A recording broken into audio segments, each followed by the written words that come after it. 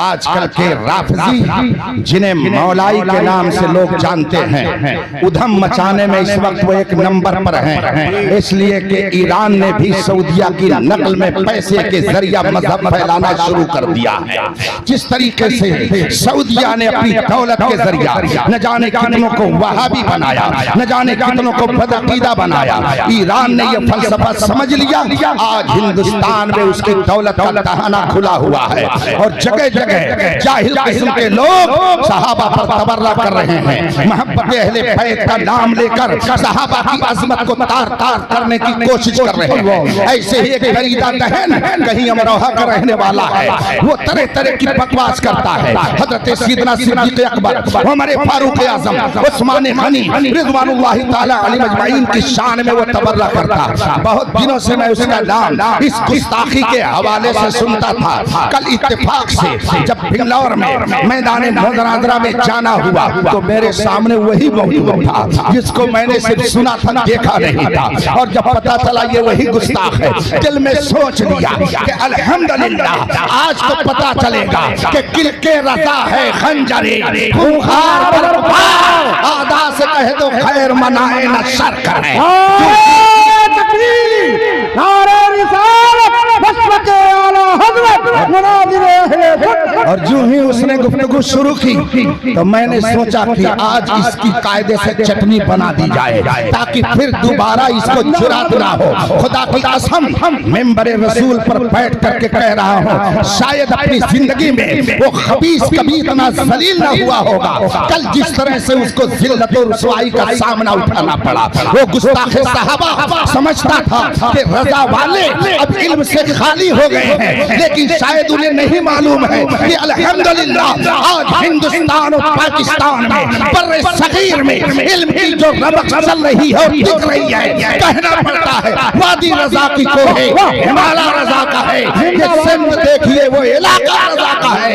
اوروں نے تو لکھا ہے بہت علم دین پر جو کچھ ہے اس صدی میں وہ تنہا رضا کا ہے۔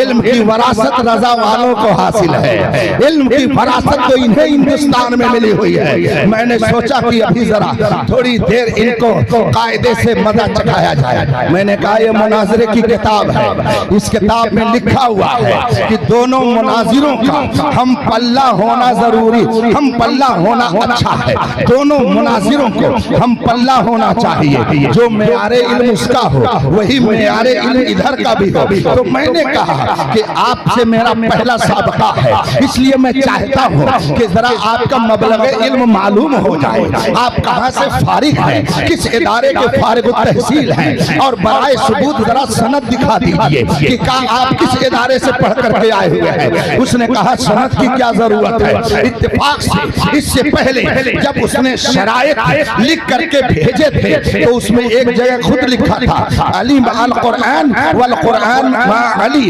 وہذا حدیث صحیح الاسناد۔ اس پر میری نظر پڑ گئی، میں نے کہا یہ دیکھیے آپ کی طرف سے یہ شرط آئی ہوئی ہے، اس میں لکھا ہوا ہے یہ حدیث صحیح ہے، اور آگے یہ بھی لکھا ہوا سند کے اعتبار سے صحیح ہے۔ اس کا مطلب یہ ہوا کہ حدیث رسول وہ اسی وقت مانی جائے گی جب اس کی سند صحیح ہو، اگر سند صحیح نہیں ہے تو حدیث رسول کو نہیں مانا جائے گا۔ ارے میاں جب حدیث رسول کو بغیر صحیح سند کے نہیں مانا جا سکتا ہے تو آپ کو عالم بغیر سند کے کیسے مانا جا سکتا ہے؟ جو ہی میں نے کہا ان کو دن میں تارے نظر آنے لگے، اور اس کے بعد میں وہ ادھر ادھر کی جب باتیں کرتے رہے تو انہوں نے کہا ارے بات کرنی چاہیے، بحث کرنی چاہیے۔ میں نے کہا الحمدللہ ہم اہل سنت ہیں، ہمارا ایمان قرآن پر ہے، ہم عمل کرنے والے قرآن و حدیث پر ہیں، اجماع امت کو بھی مانتے ہیں، قیاس کو بھی مانتے ہیں، ہم قرآن پر عمل کر رہے ہیں، اس لیے کہ قرآن نے ارشاد فرمایا ہے وَعِبَادُ الرَّحْمَنِ الَّذِينَ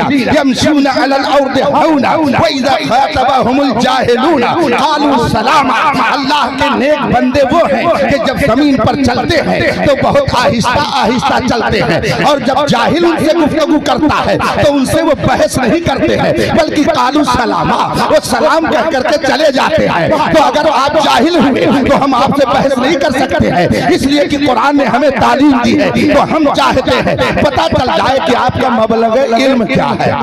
1.5 घंटा तक जनाब का इल्मी जनाजा निकलता रहा और जब ज्यादा जोश दिलाया गया तो हमने देखा कि जनाब के चेहरे पर हवाइयां उड़ने लगी। हजरत मुनाज़र रशीदिया मेरे सामने रखी हुई थी, उसको मैंने मजमे को दिखाया और मैंने कहा इसके मुसन्निफ और राइटर बरेली के नहीं हैं, ये जौनपुर के रहने वाले हैं और ये आला हजरत के मुरीद और खलीफा नहीं है। सन 1038 हिजरी में इनका इंतकाल हो गया। ये किताब 400 साल पहले की है। इसमें लिखा हुआ है कि दोनों मुनाजिर अगर हम पल्ला हो तो मुनाजरा करने में सहूलत और दोनों को चाहिए कि हम पल्ला रहें। मैंने तर्जमा तो कर दिया मगर इबारत के लिए मैंने एक साहब को एक किताब थी और मैंने कहा ले जाइए उनके पास, कह दीजिए कि इसको पढ़ दे और पढ़ करके इसका तर्जमा कर दे। लेकिन जनाब को दिन में तारे नजर आने लगे। वो क्या समझे बेचारा कि इल्म क्या चीज है, वो क्या समझे कि मुनाजरा क्या चीज है। एक रोज मैंने उसकी एक तकरीर सुनी, वो कह रहा था कि ताजिया बनाना सुन्नत रसूल है और सिर्फ बनाना ही नहीं बल्कि घुमाना भी सुन्नत रसूल है। और दलील क्या दे रहा है कि रसूल पाक सल्लल्लाहु अलैहि वसल्लम मक्के में इमाम हुसैन को कंधे पर बिठाकर मक्के की मदीने की गलियों में घुमाते थे और ताजिया इमाम हुसैन की यादगार है तो इसे भी गलियों में घुमाना ये रसूल पाक की सुन्नत है। इसलिए कि हुजूर ने इमाम हुसैन को मदीने की गलियों में घुमाया तो हम अगर उनकी यादगार ताजिया को घुमाएं तो ये रसूल पाक की सुन्नत है। मारे घुटना फूटे सर जब उसने ये तकरीर की, उसके मानने वालों का नारे हैदरी, समझ में बात आ गई। वाइज़े बेनियाज भी जाहिल मुतलक है और उनके मानने वालों का भी वही हाल है। इसलिए मैंने सोचा था आज इनका इल्मी जनाजा निकल जाएगा, लेकिन बाद में समझ में आया इल्म है ही नहीं तो इल्मी जनाजा क्या निकलेगा। हाँ, जहालत का जनाजा जरूर निकल जाएगा।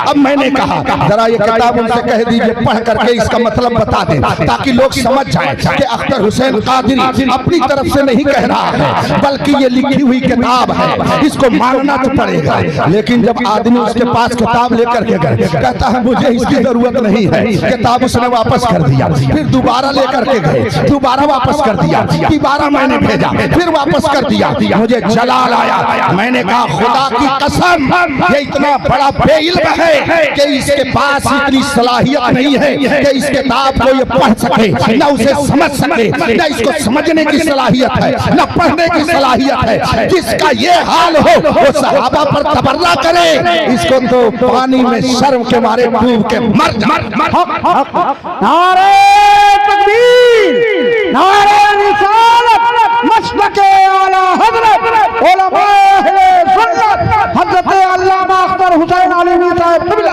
और उसके बाद फिर जब बहुत झिझोड़े तो सनद दिखाओ भाई, सनद दिखाओ। तो वो बहुत झिझोड़ने के बाद जोश में कहता ये मैं भी सनद लेकर आया, ले जाइए उनको दिखा दीजिए। मेरे बगल में मौलाना शहजाद आलम साहब उस्ताद जामिअतुर रज़ा बरेली शरीफ बैठे हुए थे। मैंने उनसे कहा जरा देखिए तो उन्होंने हंस के कहा हजरत ये तो अजीब सनद पेश कर रहा है अपने आलिम होने की। मैंने कहा वो क्या? कहा एक हिफ्ज की सनद है और एक उर्दू डिप्लोमा की सनद है, इसके अलावा इसके पास कोई सनद ही नहीं है। मैंने कहा अल्लाहु अकबर। अरे जनाब इसीलिए तो आप इतनी देर से सनद नहीं दिखा रहे थे, इसलिए कि आपके पास आलिम की सनद है ही नहीं, क्योंकि आपने पढ़ा ही नहीं है। आप बेइल्म हैं, बेइल्म से मुनाजरा करने के लिए अख्तर हुसैन नहीं है। लाओ किसी इल्म वाले को तो पता चले। मजबूरन उसके सदरे मुनाजरा ने कहा हम ऐलान करते हैं हमने जिनको मुनाजिर बना के भेजा था